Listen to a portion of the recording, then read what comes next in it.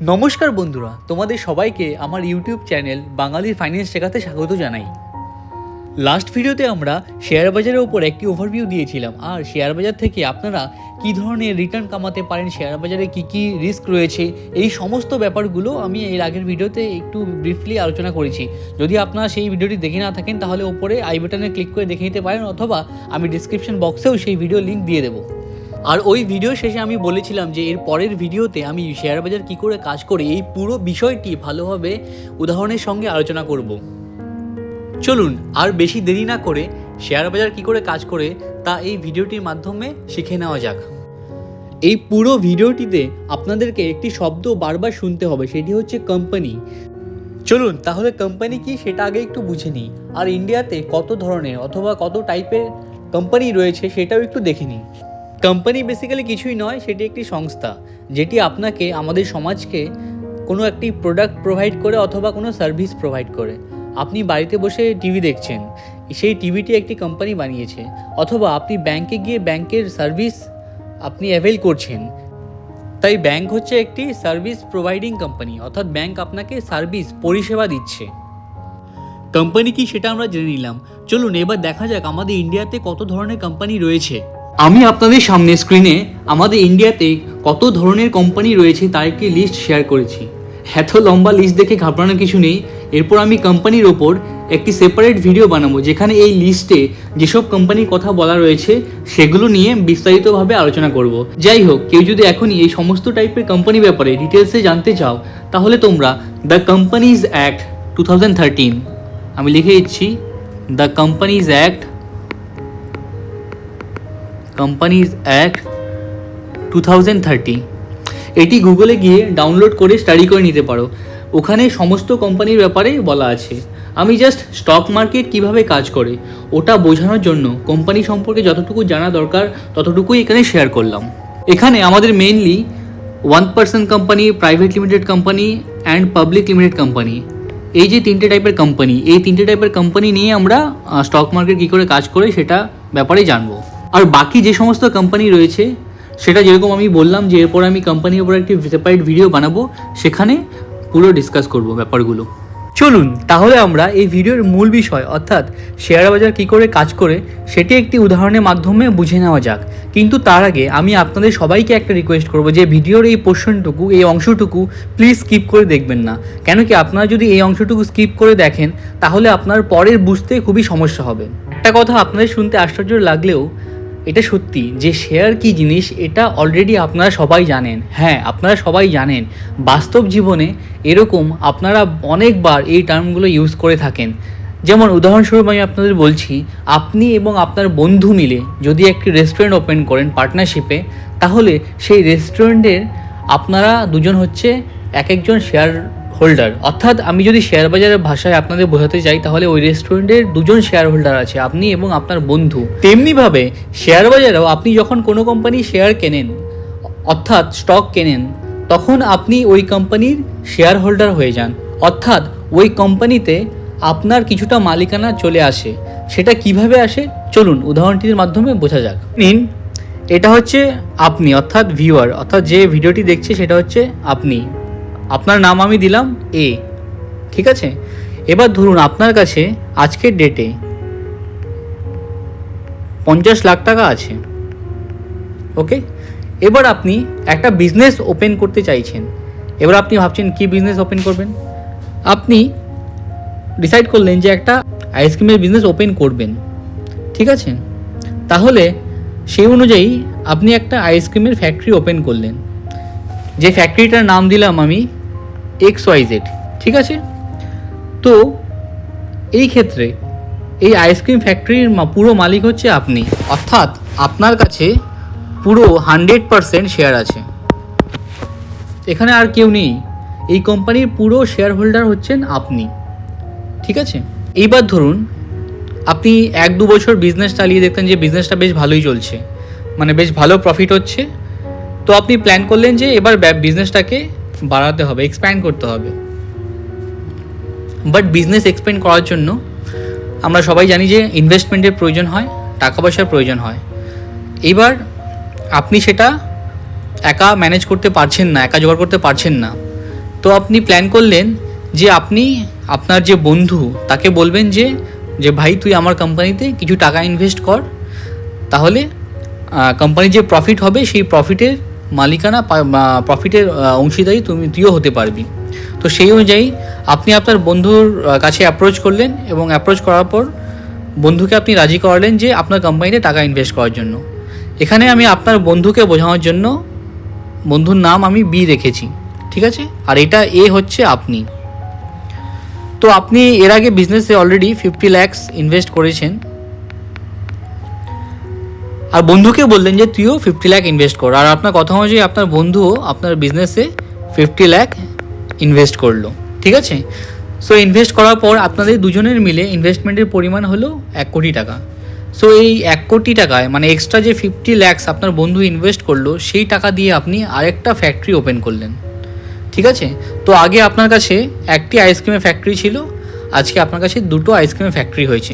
কিন্তু এখানে কি হবে যে এর আগের কেসে, এই কেস নাম্বার 1-এ পুরো 100% মালিকানা, অর্থাৎ পুরো 100% ওনারশিপ আপনার কাছে ছিল, অর্থাৎ বিজনেস থেকে যা প্রফিট হতো তার পুরোটাই আপনি পেতেন। বাট এখন কি হয়েছে, আপনি আপনার বিজনেসে আপনার বন্ধুকেও পার্টনার মানে বিকে পার্টনার করে নিয়েছেন। সো এই ক্ষেত্রে আর যেহেতু দুজনেই আপনার সমান টাকা ইনভেস্ট করেছেন, তো আপনার যে ওনারশিপ অর্থাৎ 100% সেটা এবার ভাগ হয়ে যাবে, অর্থাৎ যে ওনারশিপ আছে সেটা ভাগ হয়ে 50% হয়ে যাবে। অর্থাৎ এই কেস নাম্বার 2-তে আপনার কাছে 50% ওনারশিপ চলে আসবে আর আপনার বন্ধুর কাছে 50% ওনারশিপ চলে যাবে। অর্থাৎ কেস নাম্বার 1-টিতে শেয়ার হোল্ডার নাম্বারও আমি যদি বাজারের ভাষায় বোঝাতে চাই তাহলে কেস নাম্বার 1-এ একটি শেয়ার হোল্ডার ছিল, সেটি হচ্ছে আপনি, ওকে। বাট কেস নাম্বার 2-তে এখানে দুজন শেয়ার হোল্ডার হয়ে যায়, আপনার যে XYZ কোম্পানি আমি নাম দিয়েছিলাম XYZ। কেস নাম্বার 2-তে কোম্পানি দুজন শেয়ার হোল্ডার হয়ে যায় এ এবং বি, ওকে। এইবার ধরুন 2-3 বছর আপনারা পার্টনারশিপে একসঙ্গে বিজনেস করলেন, বিজনেস করার পর এই ব্যবসাটি বেশ ভালোই চলতে থাকে এবং আপনারা প্ল্যান করলেন যে এই বিজনেসটাকে আমরা আরও গ্রো করাবো, অর্থাৎ আমরা আরও নতুন নতুন ফ্যাক্টরি তৈরি করব। তো সেক্ষেত্রে আপনাদেরকে একটা হিউজ পরিমাণ ক্যাপিটাল জোগাড় করতে হবে। তো আপনারা কি করলেন, আপনারা কিছু ইনভেস্টরের কাছে অ্যাপ্রোচ করলেন এবং আপনারা আরও 3 জন এক্সট্রা ইনভেস্টর পেলেন, যেগুলোকে আমি টিক দিয়ে মার্ক করেছি 1, 2, 3, ওকে। এবার আপনি ওই এক্সট্রা ইনভেস্টরকে বললেন যে ওদেরকেও বললেন যে 50 লাখ টাকা করে আপনাদের বিজনেসে ইনভেস্ট করতে, তাহলে প্রফিটের যে কিছুটা অংশ সেটা ওরা পেয়ে যাবে, ঠিক আছে। সেটা কত পার্সেন্টেজ পাবে সেটা আমরা ক্যালকুলেশন করে দেখে নেব। তো সেই অনুযায়ী ওরা সবাই প্রত্যেকেই 5 লাখ করে আপনার বিজনেসে ইনভেস্ট করলো, ঠিক আছে। সো 1, 2, 3, 4, 5 মানে 5 জন মিলে 5 লাখ করে ইনভেস্ট করাতে টোটাল 50 লাখ ইনভেস্ট করাতে টোটাল 2.5 করোড় ইনভেস্টমেন্ট হলো আপনার কোম্পানিতে, ঠিক আছে। তো আপনি এক্সট্রা 3 জনের মিলিয়ে আরও 1.5 কোটি টাকা অ্যামাউন্ট ক্যাপিটাল পেলেন, যেটা আপনি এবার ব্যবসায় ইনভেস্ট করবেন এবং ইনভেস্ট করে আপনি আরও একটি এক্সট্রা আপনার ফ্যাক্টরি এস্টাবলিশ করলেন, ঠিক আছে। আরও কিছু এক্সট্রা কোম্পানির খরচ করলেন। সো এক্ষেত্রে দেখুন এবার কি হবে, কেস নাম্বার 2-তে আপনি এবং আপনার বন্ধু দুজনের কাছে 50% ওনারশিপ ছিল, বাট কেস নাম্বার 3-তে, এটাকে আমি কেস নাম্বার 3 বলি, ঠিক আছে। কেস নাম্বার 3-তে এবার যে ওনার্স টোটাল 5 জন হয়ে গেল, ঠিক আছে, 5 জন হয়ে গেল। তো টোটাল যে ওনারশিপ মানে যে 100% মালিকানা কোম্পানির 5 জন যেহেতু সবাই সমান টাকা ইনভেস্ট করেছে, তো সেটা সমানভাবে ভাগ হয়ে যাবে, অর্থাৎ প্রত্যেকের কাছে 20% করে XYZ কোম্পানির মালিকানা থাকবে, সেটা আমি মেনশন করে দিচ্ছি স্ক্রিনে। এবার কেস নাম্বার 3-তে তাহলে নাম্বার অফ শেয়ার হোল্ডার হয়ে দাঁড়ালো 5, ঠিক আছে। সো এটা হচ্ছে সিনারিও 1। এখানে আমরা দেখে নিলাম যে একটা কোম্পানি যে কিনা স্টার্ট করেছিল সেটা কি করে মানে গ্রো করলো, প্লাস গ্রো করার পাশাপাশি শেয়ার হোল্ডারের সংখ্যা 1 থেকে কি করে 5-এ এসে দাঁড়ালো, সেটা আমরা এই সিনারিও 1-এ বুঝে নিলাম। এবার চলুন এর পরের স্টেজটা আমরা বুঝে নিই। তাহলে আমরা সিনারিও 1-এ মিস্টার এর বিজনেসের সাফল্যের কাহিনী দেখলাম।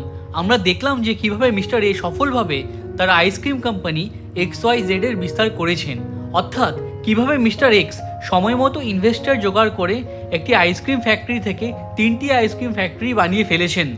তবে এটা ঠিক যে ব্যবসার শুরুতে পুরো কোম্পানির মালিকানা ছিল মিস্টার এ এর হাতে, অর্থাৎ উনিই ছিলেন XYZ কোম্পানির একমাত্র শেয়ার হোল্ডার। কিন্তু সময়ের সাথে সাথে আমরা দেখলাম যে শেয়ার হোল্ডারের সংখ্যা কীভাবে বেড়ে 1 থেকে 5 হয়ে যায়। এটা হলো XYZ কোম্পানির সাফল্যের প্রথম পর্ব। এবার দেখা গেল যে এই আইসক্রিম বিজনেস খুব ভালো চললো বেশ কয়েক বছর। তাই XYZ কোম্পানির 5 জন শেয়ার হোল্ডাররা মিলে ডিসিশন নিলেন যে তারা আরও 20টি আইসক্রিম ফ্যাক্টরি খুলবেন পুরো রাজ্য জুড়ে, এবং এর জন্য 50 কোটি টাকা ক্যাপিটাল অর্থাৎ মূলধনের প্রয়োজন। কিন্তু প্রশ্নটা হচ্ছে যে এই টাকাটা আসবে কোথা থেকে? আচ্ছা, আপনারা সবাই একটু ঠান্ডা মাথায় ভেবে দেখুন যে এই টাকাটা কোথা থেকে জোগাড় করা যেতে পারে। দেখবেন প্রথমেই মাথায় আসবে যে ব্যাংক লোন। হ্যাঁ, এটা ঠিক যে সব থেকে ইজি হলো ব্যাংকের কাছে যাওয়া এবং 50 কোটি টাকা লোন নিয়ে নেওয়া, তাই নয় কি? তবে তার জন্য ব্যাংকে প্রতি বছর চড়া হারে ইন্টারেস্ট অর্থাৎ সুদ দিতে হবে। এই টাইপের লোনগুলোকে বলা হয় কর্পোরেট লোন। এর ইন্টারেস্ট 10 থেকে 20% মতন হয়ে থাকে, সেটা ডিপেন্ড করে কোম্পানি এবং ব্যাংকের উপর। দ্বিতীয়ত, XYZ কোম্পানি কোনো ওয়েলদি ইনভেস্টরকে অ্যাপ্রোচ করতে পারে প্রত্যেক বছর ফিক্সড রিটার্ন দেওয়ার বিনিময়ে, অর্থাৎ সেই ইনভেস্টরকে ওরা রাজি করাতে পারে যে আপনি আমার কোম্পানিতে ইনভেস্ট করুন, তার বিনিময়ে প্রত্যেক বছর আপনাকে ফিক্সড রিটার্ন দেবো। এই ধরনের ইনভেস্টরকে বলা হয় অ্যাঞ্জেল ইনভেস্টর। এই অ্যাঞ্জেল ইনভেস্টরের উপর আমরা এর পরে একটি ভিডিও বানাবো। তৃতীয়ত, XYZ কোম্পানি কোনো ভেঞ্চার ক্যাপিটালকে অ্যাপ্রোচ করতে পারে। এই ভেঞ্চার ক্যাপিটাল, অ্যাঞ্জেল ইনভেস্টর এইসব কি, এই ব্যাপারে আমি এরপরে একটি ভিডিও বানাবো, ওখানে আপনাদের সব ক্লিয়ার হয়ে যাবে। আমরা উপরে ক্যাপিটাল অর্থাৎ মূলধন জোগাড় করার যে 3টি উপায় আলোচনা করলাম, এই 3টি উপায়ে প্রবলেম হচ্ছে যে আপনার কোম্পানির আর্থিক অবস্থা যেরকমই থাকুক না কেন, আপনি কিন্তু ব্যাংকের ইন্টারেস্ট পেমেন্ট, অ্যাঞ্জেল ইনভেস্টর অথবা ভেঞ্চার ক্যাপিটালকে লিগালি প্রমিস করা ইন্টারেস্টের টাকা না দিয়ে ছাড় পাবেন না। কোম্পানি লসে চলুক প্রফিটে চলুক, আপনাকে এই টাকা দিতেই হবে। এইবার ধরুন যে আপনাকে বলা হলো যে আপনার কোম্পানিতে 1 জন নয়, 2 জন নয়, টোটাল 10 লক্ষ লোক টাকা ইনভেস্ট করার জন্য রেডি আছে। তাদের পার্মানেন্ট কোনো বার্ষিক ইন্টারেস্ট অথবা রিটার্নের প্রয়োজন নেই। কোম্পানি যেরকম পারফর্ম করবে তারা সেই অনুযায়ী প্রফিটের কিছুটা অংশ ডিভিডেন্ড বা অন্য উপায় নিতে রাজি আছে। এবার বলুন, এটা বেস্ট অপশন নয় কি? 10 লক্ষ লোকের প্রত্যেকে 500 থেকে 1000 টাকার মধ্যে টাকা ইনভেস্ট করবে খুব অল্প পরিমাণ মালিকানার বিনিময়ে। অপশানটা খুব ভালো, কিন্তু প্রবলেম হচ্ছে যে কোম্পানি যে 5 জন ওনার আছে তাদের পক্ষে 10 জন লোকের প্রত্যেকের কাছে গিয়ে ওনারশিপের এগ্রিমেন্ট করা পসিবল নয়। তাহলে এখানে এমন একটি ব্যবস্থার প্রয়োজন যার মাধ্যমে লিগালি অর্থাৎ আইনতভাবে কোম্পানির ছোট ছোট ওনারশিপ 10 লক্ষ লোকের কাছে পৌঁছে যাবে, আর তার বিনিময়ে এই 10 লক্ষ লোক কোম্পানিকে 20 কোটি টাকার যোগান দেবে, যেটা কোম্পানির প্রয়োজন। এই 10 লক্ষ লোককে আমরা বলবো শেয়ার হোল্ডার। আর এই পুরো ওনারশিপ ট্রান্সফারের যে ব্যবস্থা সেটি হচ্ছে শেয়ার বাজার। এই শেয়ার বাজারে সেবি, NSE, BSE, NSDL, CSDL এই সব সংস্থার কাজের মাধ্যমে শেয়ার বাজার থেকে যে কোনো কোম্পানির শেয়ার কিনতে পারি আমরা সেফলি। তাহলে চলুন এবার সিনারিও 2-তে একটু ক্যালকুলেশন করে দেখে নিই যে XYZ কোম্পানির 5 জন প্রোমোটার অর্থাৎ ওনার শেয়ার বাজারের মাধ্যমে 50 কোটি টাকা 10 লক্ষ লোকের কাছ থেকে তোলার পর কোম্পানিতে কার কত পার্সেন্ট শেয়ার থাকে। তার আগে XYZ কোম্পানিকে বেশ কয়েকটি কাজ করে নিতে হবে। প্রথম কাজ হচ্ছে, যেহেতু এটা 5 জনের পার্টনারশিপ ফার্ম ছিল আর তাদেরকে 50 জনের থেকে বেশি লোকের কাছ থেকে ফান্ড তুলতে হবে, তাই XYZ কোম্পানিকে পাবলিক লিমিটেড কোম্পানি হিসেবে প্রথমে রেজিস্টার করতে হবে। আর এই রেজিস্টার তাদেরকে মিনিস্ট্রি অফ কর্পোরেট অ্যাফেয়ার্স, যাকে আমরা সংক্ষেপে MCA বলি, সেই MCA এর ওয়েবসাইটে গিয়ে করতে হবে। রেজিস্ট্রেশনের সময় XYZ কোম্পানিকে কিছু লিগ্যাল ডকুমেন্ট আপলোড করতে হবে, যেমন memorandum of association, article of association, এই সমস্ত। এই MOA ডকুমেন্টটিকে আপনি কোম্পানির সংবিধান হিসেবে ভেবে নিতেও পারেন। এখানে কোম্পানিকে কিভাবে ফাংশন করতে হবে সে সমস্ত বিষয় লেখা থাকে। সবথেকে ইম্পর্টেন্ট ব্যাপার হলো এই MOA যে ডকুমেন্টটি আছে সেটাতে লেখা থাকে কোম্পানি ম্যাক্সিমাম কত শেয়ার পাবলিককে ইস্যু করতে পারবে। এই সমস্ত শেয়ারগুলোকে অথরাইজড শেয়ারও বলা হয়।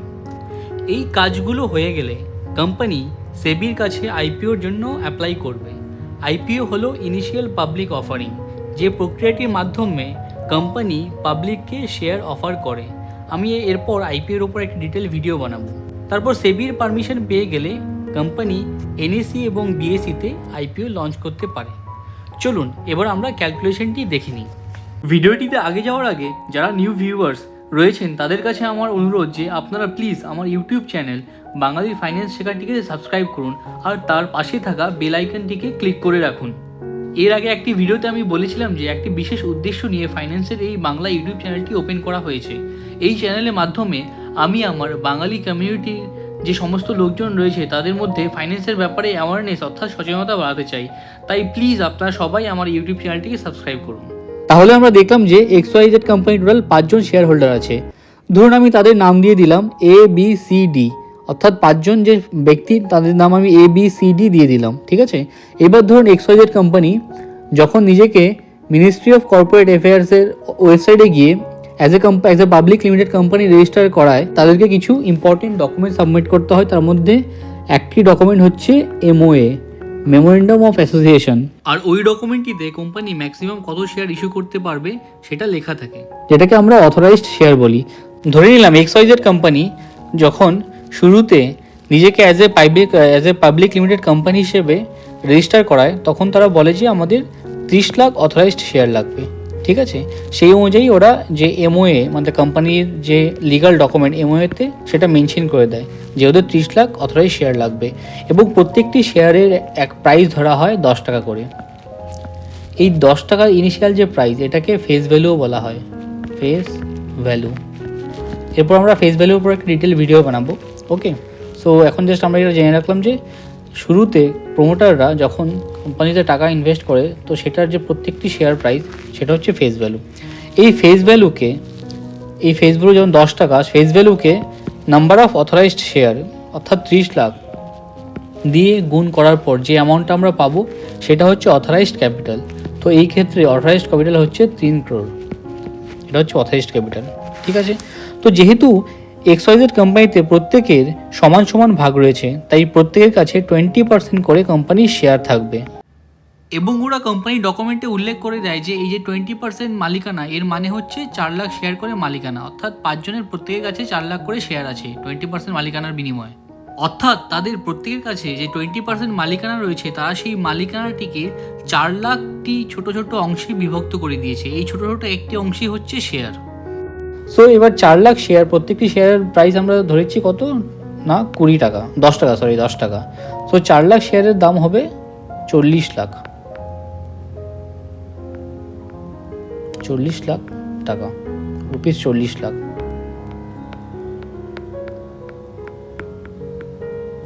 ঠিক আছে। সো প্রত্যেকে যখন ওরা কোম্পানিটিকে একটা লিগাল ফ্রেমওয়ার্ক দেওয়ার পর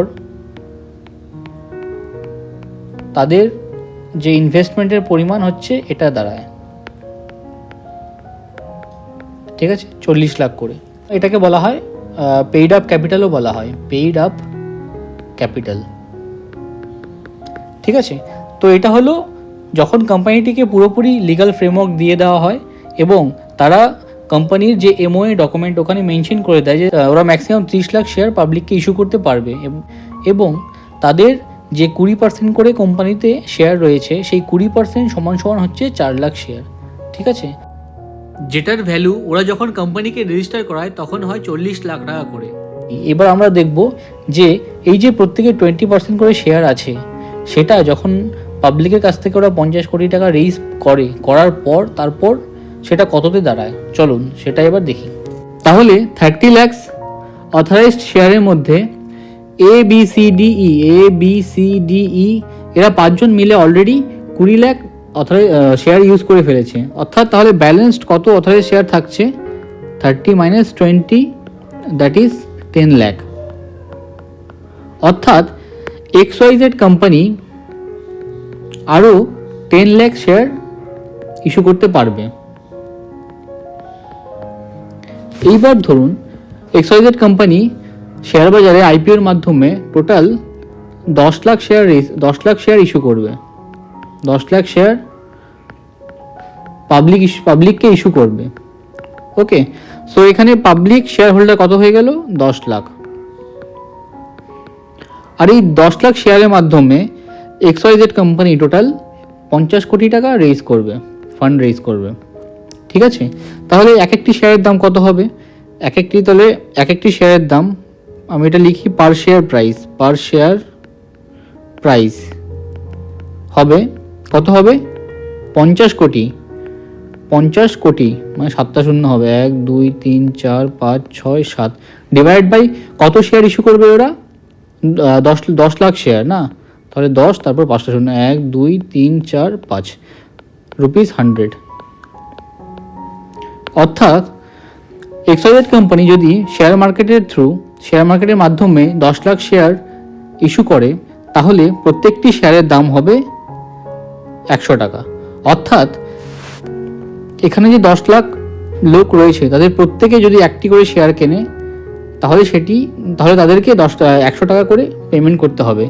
এইবার চলুন দেখে নিই যে এই পেমেন্ট করার পর প্রত্যেক শেয়ার হোল্ডার, মানে 10 লাখের মধ্যে প্রত্যেক শেয়ার হোল্ডার কোম্পানির কতটুকু অংশের মালিক হচ্ছে। ঠিক আছে, সো এখানে টোটাল শেয়ার কত হলো? এখানে যদি আমরা একটু এই সাইডে লিখে দিচ্ছি আমি, টোটাল শেয়ার হচ্ছে আমাদের ABCDE, এদের সবার মিলিয়ে হচ্ছে 20 লাখ। ঠিক আছে, আর 10 লাখ 30 লাখ, টোটাল শেয়ার হচ্ছে 30 লাখ। ঠিক আছে, এই 30 লাখ শেয়ারের মধ্যে ABCDE প্রত্যেকের কাছে 4 লাখ করে আছে, তাই তো? তার মানে 30 লাখ শেয়ারের মধ্যে 4 লাখ করে আছে। এটাকে যদি আমি পার্সেন্টেজ বের করি তাহলে কত হবে? এটা যদি আমি হিসাব করি 400, এটা হিসাব করলে হচ্ছে 13.33%। অর্থাৎ শেয়ার ইস্যু করার আগে ABCD প্রত্যেকে দেখুন এখানে 20% করে অংশের মালিক ছিল কোম্পানির। ঠিক আছে, বাট যখনই ওরা 10 লাখ পাবলিক শেয়ার ইস্যু করার পর ওদের শেয়ারের পরিমাণ 20% থেকে কমে গিয়ে 13.3% হয়ে দাঁড়ায় প্রত্যেকের ক্ষেত্রে। অর্থাৎ এটা 13.33% হয়। ঠিক আছে, আর যারা প্রত্যেকজন শেয়ার কেনে তাদেরটা যদি তো ক্যালকুলেশন করতে চাও তাহলে কীভাবে করতে হবে? আমি এখানটায় করেছি ক্যালকুলেশনটা। তাহলে ওরা প্রত্যেকে একটা করে শেয়ার কিনেছে, আর টোটাল শেয়ারের সংখ্যা হচ্ছে 30 লাখ। ওকে, 30, এখানে 1 2 3 4 5 পার্সেন্টেজ বের করো, তাই 100 দিয়ে গুণ করতে হবে। এবার এটা তোমরা ক্যালকুলেট করে নিতে পারো। ক্যালকুলেট করলেই তোমরা মোটামুটি পেয়ে যাবে যে প্রত্যেক পাবলিক শেয়ার হোল্ডার কোম্পানির কত পার্সেন্টেজ অংশের মালিক হচ্ছে। এটা একদম 0.0000 কিছু একটা আসবে। ঠিক আছে, সেটা তোমরা ক্যালকুলেট করে নিও। সো তোমাদেরকে আমি অ্যানালাইজ করে দেখালাম যে XYZ কোম্পানি মার্কেটে 10 লাখ শেয়ার ইস্যু করার আগে প্রত্যেকে 20% কোম্পানির মালিক ছিলেন। যখনই ওরা শেয়ার বাজারের মাধ্যমে পাবলিককে 10 লাখ শেয়ার ইস্যু করে, তখন তাদের পার্সেন্টেজ মানে কোম্পানির যে ওনারশিপ সেটা 20% থেকে কমে 13.33% হয়ে যায়। আর সাথে সাথে প্রত্যেক পাবলিকও কিছুটা করে শেয়ারের মালিকানা পেয়ে যায়, যেটা আমি এখানে এই ক্যালকুলেট করে দেখালাম। ঠিক আছে, আশা করি তোমরা এই কনসেপ্টটা বুঝতে পেরেছো। এখানে আমি একটা জিনিস বলে রাখি, এই যে এখানে আমি অথরাইজড শেয়ার জিনিসটা কথাটা মেনশন করেছি। কোম্পানি চাইলে এটা চেঞ্জ করতে পারে, আর কোম্পানি অ্যাক্টের আন্ডারে সেটা কি করে চেঞ্জ করতে হয় সেটা বলা আছে। আমি যখন কোম্পানির ওপর ভিডিওটা বানাবো সেই ভিডিওতে আমি ওই ব্যাপারটা নিয়ে ডিসকাস করব। ভিডিওতে করলে ভিডিওটা অনেকটা লং হয়ে যাবে, তাই এই ভিডিওতে আমি সেটা ডিসকাস করছি না। বন্ধুরা, তাহলে আমরা এই ভিডিওটিতে মোটামুটিভাবে শেয়ার বাজার কীভাবে কাজ করে সেটার একটা আইডিয়া পেলাম, অর্থাৎ ওভারভিউ পেলাম। তোমাদের কাছে আমার রিকোয়েস্ট যে ভিডিওটি যদি তোমাদের একটুও ভালো লেগে থাকে তাহলে প্লিজ তোমরা লাইক করো, কমেন্ট। আর এই ভিডিওর কোনো অংশ যদি তোমাদের বুঝতে অসুবিধা হয় সেটা আমাকে কমেন্ট বক্সে জানিও, আমি চেষ্টা করবো সেটার উত্তর দেওয়ার। প্লাস যদি অনেকের কোয়ারি জমা হয়ে যায় তাহলে আমি এটার একটা পার্ট 2 বানাবো ভাবছি। সো প্লিজ তোমরা কোনো প্রবলেম হলে, কোনো কিছু বুঝতে যদি অসুবিধা হয়ে থাকে তাহলে তোমরা প্লিজ কমেন্ট বক্সে জানিও। ভিডিও সিরিজের মাধ্যমে শেখার এই জার্নিটিকে আরও মজাদার করার জন্য, আরও ইন্টারেস্টিং করে তোলার জন্য আমি মাঝে মাঝে পৃথিবীতে ইনভেস্টমেন্টের জগতে অর্থাৎ বিনিয়োগের জগতে যারা অনেক সাফল্য অর্জন করেছেন তাদের সাফল্যতার কাহিনী তোমাদের সাথে শেয়ার করব। আর এর শুরু আমি পরের ভিডিও থেকেই করব। এর পরের ভিডিওতে আমি পৃথিবীর সবথেকে বড় ইনভেস্টর ওয়ারেন বাফেটের সফলতার কাহিনী তোমাদের সাথে শেয়ার করব। তাই তোমরা যারা এখনো চ্যানেলটিকে সাবস্ক্রাইব করোনি তারা প্লিজ চ্যানেলটিকে সাবস্ক্রাইব করে দাও এবং আমাদের শেখার এই জার্নিতে সঙ্গী হও। তাহলে এই ভিডিওটি এখানেই শেষ করছি এবং খুব তাড়াতাড়ি এর পরের ভিডিও নিয়ে তোমাদের সামনে হাজির হচ্ছি। সবাই সুস্থ থেকো, ভালো থেকো। Thank you for watching the video.